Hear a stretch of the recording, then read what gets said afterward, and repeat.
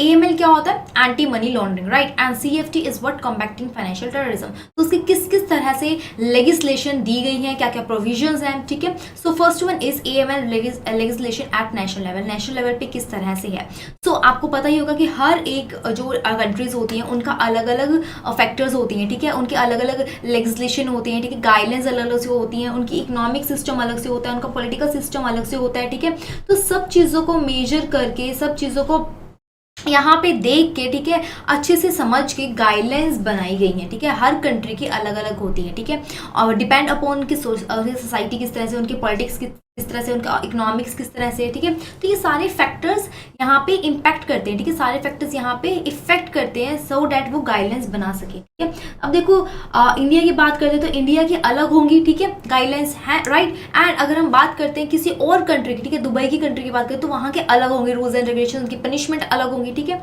तो इसी वजह से क्या है, हर एक नेशनल लेवल पे अलग अलग तरह की यहाँ पे गाइडलाइंस बनाई जाती हैं। While the most of the nation of the world have subscribed to the principle charter guidelines, सभी ने अपने अपने तरीके से गाइडलाइंस बनाई है, ठीक है, प्रिंसिपल्स बनाए हैं, ठीक है, जो कि हर एक इंटरनेशनल बॉडी से अलग होते हैं, उनकी लेजिस्लेशन से अलग होते हैं, ठीक है, नेशनल लेवल पे अगर हम बात करते हैं, ठीक है। तो इनको डिपेंड किस पे करता है, उनकी इकोनॉमी कैसी है, उनकी पॉलिटिकल कैसा है, ठीक है, उनकी सोसाइटी किस तरह से, ये सब डिपेंड करता है, ठीक है, उनके प्रैक्टिसेस एंड गाइडलाइंस को बनाने के लिए, राइट। सो फर्स्ट वन चलते हैं हम council of Europe convention, that is also known as the CE, ठीक है। तो काउंसिल ऑफ यूरोप कन्वेंशन बनाया गया था जिसके अंदर काफी सारे दो आई थिंक हैं, तो वो हम डिस्कस करने वाले हैं, ठीक है। उसके बाद हम अमेरिका का देखेंगे, देन उसके बाद हम डिस्कस करेंगे ऑस्ट्रेलिया के बारे में। तो यूरोप कन्वेंशन यहाँ पे बनाया गया था जिसके अंदर 1949 के अंदर उसको सेटअप किया गया था, और तब उस टाइम पे 46 मेंबर्स थे, स्टेट मेंबर्स थे, ठीक है, स्टेट मेंबर्स इन द वो इज व्हाट कि वहाँ पे 46 स्टेट्स थे, ठीक है, जो कि एज अ मेंबर बने हुए थे, ठीक है।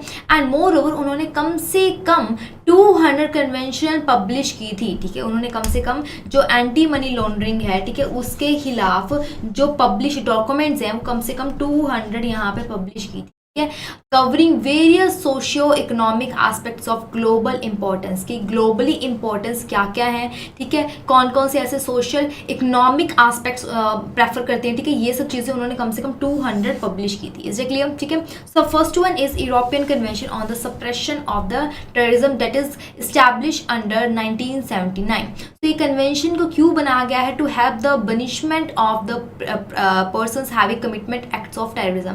तो जो भी पर्सन है जो इन जो भी जो पर्सन्स हैं, यानी कि जो AML के अंडर आते हैं, ठीक है, उनके साथ जो इंक्लूड किए जाते हैं पर्सन्स को, ठीक है, उनको पनिश करने के लिए ये कन्वेंशन बनाया गया है इन यूरोप, ठीक है। सो इसमें क्या होता है, जो भी पर्सन, लेट्स सपोज कि अगर इंडिया का पर्सन है, ठीक है, इंडिया का पर्सन है, तो दुबई जाके कोई मनी लॉन्ड्रिंग करता है तो दुबई वाले क्या करेंगे, इंडिया में वापस भेज देंगे, ठीक है। This convention sought to facilitate extradition of person having commitment acts of terrorism. अगर वो किसी भी तरह से टेररिज्म की यहाँ पे एक्टमेंट करता है तो या तो उसको एट अ टाइम पनिश कर देंगे या फिर उसको वापस अपनी कंट्री में भेजा जाएगा, ठीक है। So it list the offences should not be considered as political offences, नहीं कंसीडर किए जाते हैं, ठीक है। And this convention amended to the depoliticised. अब यहाँ पे क्या होता है, जो भी जो पर्सन होता है, ठीक है, वो जो पॉलिटिकल होती है, ठीक है, जो भी राजनीति होती है, अगर उसके खिलाफ जाके वो कोई भी मूवमेंट करता है कि उसके खिलाफ जाके टेररिज्म में करता है तो उसको भी यहाँ पे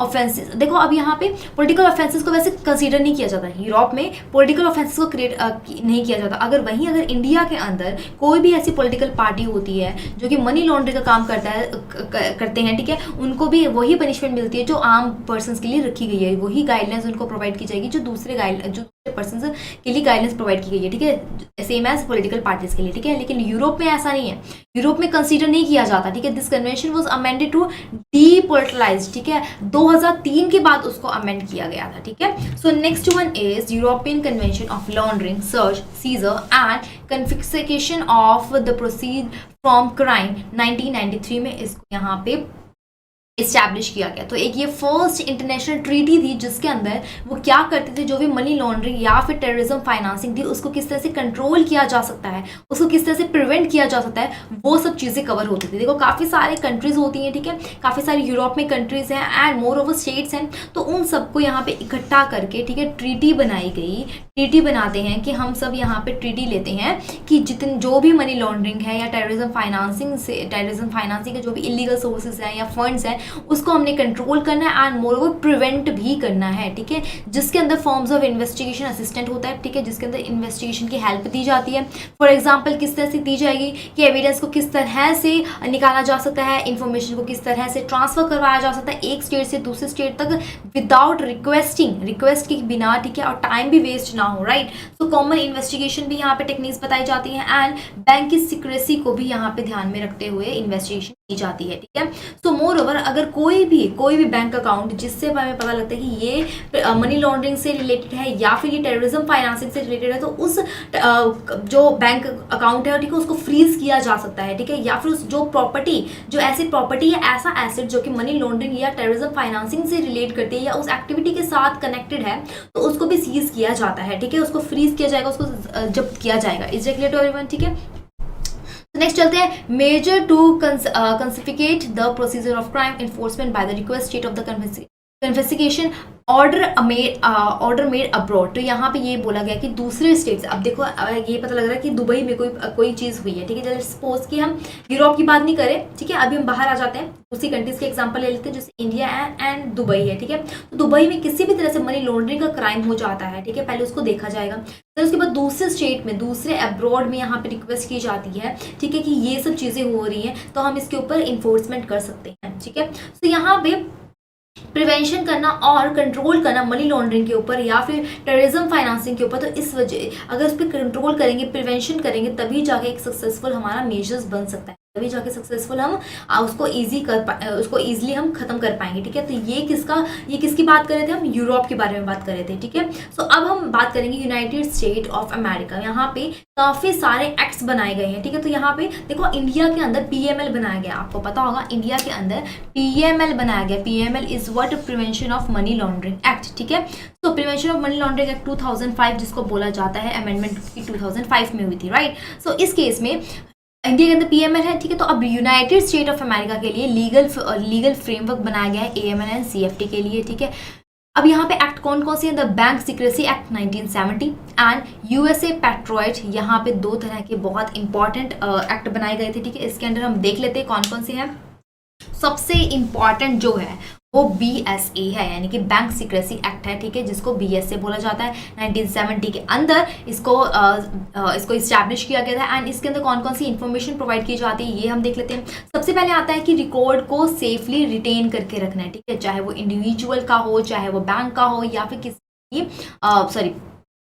सॉरी यहाँ पे मैंने गलत बोल दिया, जो रिकॉर्ड्स रखे जाते हैं, ठीक है, किसी आपको मैंने ऑलरेडी लास्ट चैप्टर में भी बताया होगा कि यहाँ पे दो तरह की रिकॉर्ड कीपिंग होती है। एक होती है कि किस तरह से वो जो CDD है, यानी कि कस्टमर ड्यू डिलिजेंस है, वो जब एंड हो जाता है ट्रांजेक्शन, जब ट्रांजेक्शन एंड हो जाती है उसके तब वहाँ से लेके कम से कम 5 साल तक उसको रिकॉर्ड में रखना होता है। एंड मोर ओवर जो ट्रांजेक्शन होती है, ठीक है, जो सस्पिशियस ट्रांजेक्शंस होती हैं उनके लिए रिकॉर्ड कितनी होती है, 5 साल तक ही होती है, जब से वो ट्रांजेक्शन की डेट स्टार्ट हुई थी, ठीक है। तो दोनों के लिए ट्रांजेक्शन का क्या है, 5 साल तक है। Is it clear to everyone, ठीक है। सो उस रिकॉर्ड को यहाँ पे रखना होता है, कौन रखेगा, या तो कोई प्राइवेट इंडिविजुअल, ठीक है, लेकिन ये सीक्रेसी में रखना होता है, ठीक है, एंड बैंक एंड कोई भी फाइनेंशियल इंस्टीट्यूट, ठीक है। सो ये हेल्प करता है कि करेंसी एंड मॉनेटरी जो इंस्ट्रूमेंट्स है वो किस तरह से फ्लो हो रहे हैं, कि क्या उनकी मूवमेंट्स हो रही है, कैसे वो यूनाइटेड स्टेट से अंदर आ रहे हैं, कैसे बाहर जा रहे हैं, ठीक है, एंड कौन फाइनेंशियल सिस्टम के अंदर कितने डिपॉजिट करवा रहा है, ये बैंक सिक्रेसी एक्ट के अंदर देखा जाता है, ठीक है। For banks reporting KYC and transaction record maintain यहाँ पे किए जाते हैं, ठीक है। KYC को यहाँ पे मेंटेन करना एंड रिपोर्टिंग किस तरह से करनी है एंड ट्रांजेक्शन को किस तरह से मेंटेन करना है, ये सब बैंक सिक्रेसी एक्ट BSA के अंदर देखा जाता है, ठीक है। So next one is money laundering control act, जो कि 1986 के अंदर इसको कंसिडर किया गया था। सो इस केस में क्या है, for money laundering as a federal crime, तो यहाँ पे मनी लॉन्ड्रिंग को एज अ फेडरल क्राइम माना जाता है, ठीक है। देखो अब काफ़ी सारी डेफिनेशन अलग अलग कंट्रीज के अंदर सबके अलग अलग डेफिनेशंस होती हैं, राइट। सो इस केस में इसकी डेफिनेशन क्या है कि मनी लॉन्ड्रिंग को, ठीक है, किसी भी तरह से अगर ट्रैफिकिंग करते हैं, जो भी इलीगल सोर्सेज होंगे उसको फेडरल क्राइम माना जाएगा, ठीक है। एंड मोर ओवर जो भी स्ट्रक्चरिंग ट्रांजेक्शन होती होंगी उनको प्रोहिबिट करते हैं, एंड जो भी क्रिमिनल एंड जो सिविल फॉरफीचर्स होते हैं उनको भी यहाँ पे देखा जाता है। Is it clear to everyone, ठीक है। And next one anti drug abuse act, जो कि 1988 के अंदर इस्टेब्लिश किया गया था, सो डैट हम क्या कर सकते हैं, मनी लॉन्ड्रिंग एंड TF यानी कि टेररिज्म फाइनेंसिंग को हम बूस्ट कर सकें, यानी कि उसके जो लॉज हैं, बाकी जो लॉज हैं उसके प्रोविजन को हम बूस्ट कर सकें, इसीलिए एंटी ड्रग अब्यूज एक्ट को भी लाया गया था, ठीक है। इसके अंदर क्या था, जो भी देखो डेफिनेशन क्या थी, डेफिनेशन यहाँ पे क्या बताती थी मनी लॉन्ड्रिंग के बारे में, कि जो भी इलीगल सोर्सेज से पैसा आएगा, ठीक है, जो भी इंडिविजुअल इलीगल सोर्सेज से पैसे देते हैं या खरीदते पैसे ट्रांसफर करते हैं उनको ही यहाँ पे क्या किया जाएगा, मनी लॉन्ड्रिंग एक्ट के अंदर पनिश किया जाएगा। लेकिन यहाँ पे क्या बोला गया है, कोई भी ऐसा बिजनेसमैन जो कि कार डीलर हो सकता है, रियल इस्टेट डीलर हो सकता है, किसी भी जिसका नेटवर्थ ज़्यादा हो, ठीक है, जिसका नेटवर्थ ज़्यादा हो, तो उनको भी एंटी ड्रग अब्यूज एक्ट के अंदर देखा जाएगा, उनकी रिपोर्टिंग ली जाएगी, ठीक है। एंड मोर ओवर अगर वो मनी इंस्ट्रूमेंट्स को $3000 से ज़्यादा यूज़ करते हैं तो वो भी यहाँ पे पकड़े जाते हैं। Is it clear to everyone, ठीक है। So next one is NGO well anti money laundering act 1992 के अंदर इस्टेब्लिश किया गया था। इसका मेन यहाँ पे फोकस किस पे होता है, अंदर BSA जो कि बैंक सीक्रेसी एक्ट है उसको स्ट्रेंथन करता है, ठीक है, मतलब उसको और मजबूत बनाता है, ठीक है। इसके अंदर और कोई काफ़ी सारे मेजर्स लेके आया गया है, इसमें काफ़ी सारे लॉज लेके आए गए जिससे कि BSA को और ज़्यादा स्ट्रेंथन करने में हेल्प करता है। तो BSA को जो भी जो BSA के BSA की जितने भी रूल्स एंड रेगुलेशन है जो भी उसको वोयलेट करता है, ठीक है, उसके लिए काफ़ी सारे सेंक्शंस यहाँ पे लाए गए हैं, ठीक है। एंड जो भी सस्पिशियस एक्टिविटी रिपोर्ट्स होती है वो भी यहाँ पे देखी जाती है, वेरिफिकेशन की जाती है, रिकॉर्ड कीपिंग की जाती है, जो भी वायर ट्रांसफर के थ्रू होता है, right. And bank secrecy act advisory group यहाँ पे बनाया गया है, ठीक है, जिसको बोलते हैं BSAAG, ठीक है। BSAAG इज व्हाट की उनके लिए ग्रुप बनाया गया है, जो कि ये ग्रुप में कमेटी में मैं अपनी यहाँ पे डिसीजंस लेते हैं, ठीक है। So next one is money laundering suppression act 1994 के अंदर बनाया गया था, ठीक है। सो इस एक्ट के अंदर मनी लॉन्ड्रिंग, ये सारा का सारा money laundering and terrorism financing के लिए ही है, ठीक है। सो अब इसके अंदर क्या है, जितनी भी बैंकिंग एजेंसीज हैं वो क्या काम करती हैं कि जो भी अब जो जैसे आपको पता है, ठीक है, लेट्स सपोज कि आप किसी विलेजेस के साइड रह रहे हो, ठीक है, सो बहुत रूरल एरियाज में रह रहे हो, आपको पता नहीं कि मनी लॉन्ड्रिंग एक्चुअली में होता क्या है, ठीक है, एंड आप उससे किस तरह से बच सकते हैं। तो उसके लिए AML के लिए, ठीक है, यहाँ पे अवेयरनेस क्रिएट की जाती है, ठीक है, लोगों को बताया जाता है कि AML होता क्या है, आप किस तरह से उससे अवेयर रह सकते हो। तो इस तरह से ट्रेनिंग प्रोवाइड की जाती है, कुछ ऐसी एजेंसीज इसके अंडर बनाई गई हैं, ठीक है। So banking agencies to enhance the procedure for referring to law enforcement agencies, तो यहाँ पे कुछ एजेंसीज बनाई गई हैं सो डैट उसको इन्फोर्स कर सकें, ठीक है, जितने भी एक्शंस यहाँ पे होते हैं, जितने भी प्रोसीजर होते हैं उसको इन्फोर्स कर सकें, यहाँ पे कुछ इस तरह की एजेंसीज बनाई गई हैं। एंड मनी सर्विसेज बिजनेस जो भी करना चाहता है उसकी रजिस्ट्रेशन इस एक्ट के अंदर होनी चाहिए। अगर कोई भी रजिस्ट्रेशन नहीं करवाता है, ठीक है, अगर वो ऑपरेट होता है, ठीक है, उसको फेडरल क्राइम माना जाएगा। जो भी MSB अगर अनरजिस्टर्ड काम करती है उस यूनाइटेड स्टेट ऑफ अमेरिका के अंदर, तो उस केस में यहाँ पे उसको फेडरल क्राइम माना जाएगा अगर वो अनरजिस्टर्ड होती है, ठीक है। अगर आपने रजिस्टर करवानी है तो इस एक्ट के अंदर जाके ही आपने रजिस्टर करवाना होगा अगर वो मनी सर्विसेज बिजनेस है तो, ठीक है। तो next is money laundering and financing crime strategies act. तो money laundering and financial crimes के लिए कौन कौन सी स्ट्रेटजीज बनाई गई हैं, तो उसके लिए यहाँ पे एक्ट लाया गया है, ठीक है। सो इसके अंदर बैंकिंग एजेंसी, सेम इसमें भी यही होगा कि बैंकिंग एजेंसीज लाई गई हैं, right. And more over AML training provide की जाती है फॉर द एग्जामिनर्स, जो भी एग्जाम मतलब जो सुपरवाइज करते हैं उनके लिए ट्रेनिंग प्रोवाइड की जाती है, ठीक है। एंड मोर ओवर ये MLFTs के लिए जो भी अलग से जोन्स एंड बिजनेसेस बनाए गए हैं सो डैट इन पे ज़्यादा फोकस किया जाए, ठीक है। So next one is uniting and strengthening America by providing appropriate tools required to intercept and obstruct. तो अब यहाँ पे ये बोला गया है जो भी यूनाइटेड यूनाइटेड जो स्टेट ऑफ अमेरिका के अंदर अगर जो भी उनको टूल्स चाहिए होते हैं, टेक्निक्स चाहिए होती हैं तो उन एनालाइज करने के लिए या फिर क्रिमिनल्स को पकड़ने के लिए, ठीक है, तो ये सब चीज़ें इस एक्ट के अंदर लाया गया है, ठीक है, 2001 के अंदर आता है, राइट, जिसको यूएसए पैट्रियट भी बोला जाता है। ये हमने ऊपर भी पढ़ा था, bank secrecy act and USA patriot act बहुत ज़्यादा इंपॉर्टेंट है, ठीक है, यहाँ से क्वेश्चन बन के आ सकते हैं इस चैप्टर में से, राइट। सो इस केस में क्या है, criminalised the financing of terrorism, तो फाइनेंसिंग ऑफ टेररिज्म को किस तरह से क्रिमिनलाइज बनाना है, ये सब चीज़ें यहाँ पे देखी जाती है।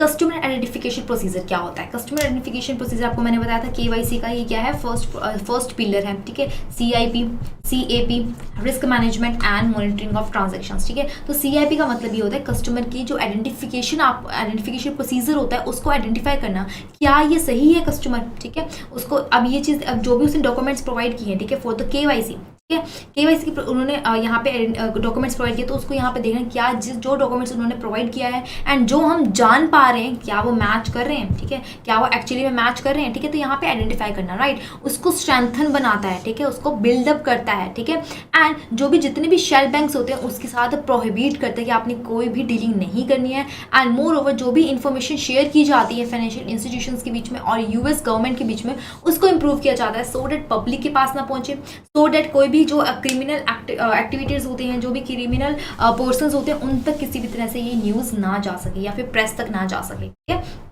जिससे कि वायलेंस ना क्रिएट हो जाए, राइट, कंट्री में। And next one is intelligent reform and terrorism prevention act, तो ये लास्ट है, ठीक है, यूएसए के अंदर।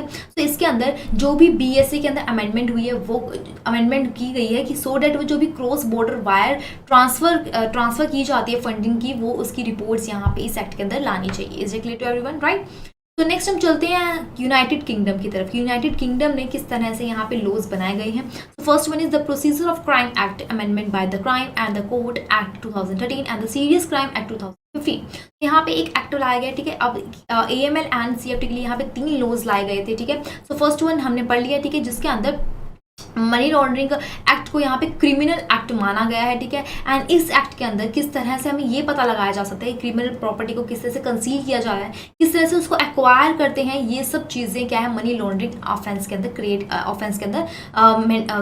की जाती है, ठीक है। And next one is the money laundering regulation 2007। So money laundering 2007 के अंदर क्या बोला गया है कि एक मनी लॉन्ड्रिंग रेगुलेशंस, मतलब उसके लिए रेगुलेशंस यहाँ पे लाई गई हैं, जो भी नॉन फाइनेंशियल प्रोवाइड की जाती हैं, जैसे ऑडिटर्स, इंसॉल्वेंसी प्रैक्टिशनर्स, ठीक है, tax advisers, legal professionals, trust company services providers, state agents या हाई वैल्यू डीलर्स या कैसीनोज, इनको जो भी जो नॉन फाइनेंशियल सर्विसेज प्रोवाइड करते हैं, इनके ऊपर ये रेगुलेशंस अप्लाई होती है, ठीक है। So next one is the terrorism act. तो टेररिज्म एक्ट 2000 के अंदर एप्लीकेबल हुआ था, ठीक है। एक ये परमानेंट एक्ट है, जो भी टेररिज्म एक्टिव ऑर्गेनाइजेशंस होती हैं, ठीक है, जो टेररिज्म रिलेटेड जो भी, देखो ये टेररिज्म का पर्पस है, ठीक है। तो इस पर्पस के लिए जो भी फंडिंग रेज होता है, ये कहाँ पे है, जो भी ट्रेनिंग की जाती है, जो भी फायर आर्म्स है, ठीक है, एंड टेररिज्म पर्पस है, उन सबको ये डिमोलिश करता है, ठीक है, ये सबको यहाँ पे ढूंढ के डिमोलिश करता है। ये एक परमानेंट लॉ बनाया गया है, ठीक है। Is it clear to everyone, right. तो नेक्स्ट वन इज ऑस्ट्रेलिया, ठीक है। सो ऑस्ट्रेलिया के अंदर भी काफ़ी सारे यहाँ पे लॉज बनाए गए हैं। सो first one is India has put place 2006 के अंदर AML एंड CFT के लिए यहाँ पे लॉज बनाए गए थे, ठीक है। इसके अंदर 5 ऑब्लिगेशंस हैं, जैसे कि enrolment with the AUSTRAC and CFT and AML programme को यहाँ पे लेके आना, कस्टमर ड्यू डिलिजेंस करना, रिपोर्टिंग करना, देन रिपोर्टिंग करने के बाद रिकॉर्ड्स को अपने पास रखना, ठीक है। तो ये सब 5 ऑब्लिगेशंस किसके अंदर आते हैं, ऑस्ट्रेलिया के लॉज के अंदर दिखाए गए हैं। Is it clear to everyone, ठीक है।